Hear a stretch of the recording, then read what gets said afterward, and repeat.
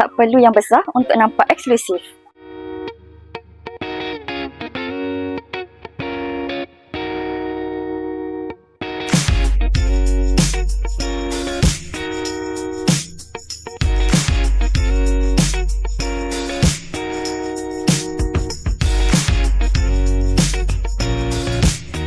Hai korang, hari ni saya berada di Kampung Cahaya Baru Masai dan kita ada sebuah rumah yang dah siap sepenuhnya.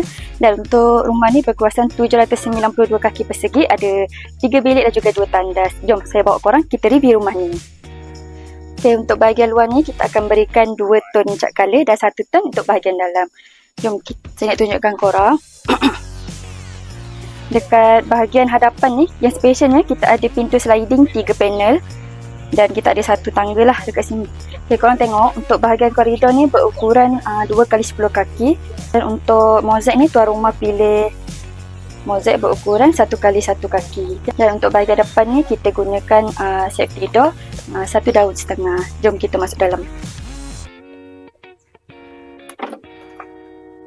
Okay korang, untuk bahagian ruang tamu ni berkeluasan 8x10 kaki.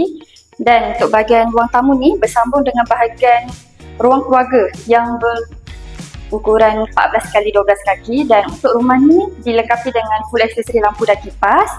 Untuk mozaik kita gunakan mozaik yang berukuran 2x2 kaki di setiap ruang.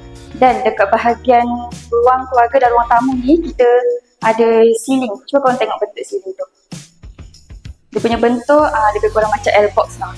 Jom kita ke bilik master. Untuk bilik master ni berukuran 14x10 kaki. Macam biasalah bilik master ada 1 tandas.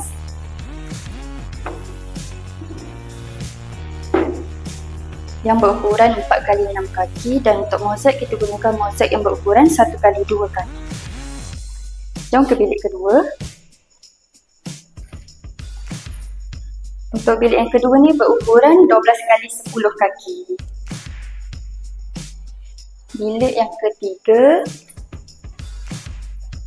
ni berukuran 10x11 kaki. Okay korang, untuk bahagian dapur ni berukuran 10x11 kaki. Dan untuk rumah kali ni, tuan rumah tak nak tabletop.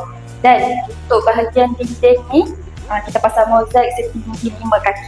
Satu lagi tandas yang kedua yang berukuran 4x6 kaki. Dan untuk mozaik kita gunakan mozaik yang berukuran 1x2 kaki. Korang nak tahu berapa harga rumah ni? Harga rumah ni adalah RM131,000 sahaja. Kalau korang berminat dengan design rumah yang macam ni, korang kontak nombor tertera. Sebelum tu korang kena follow kita dulu, like, comment and share. Bye.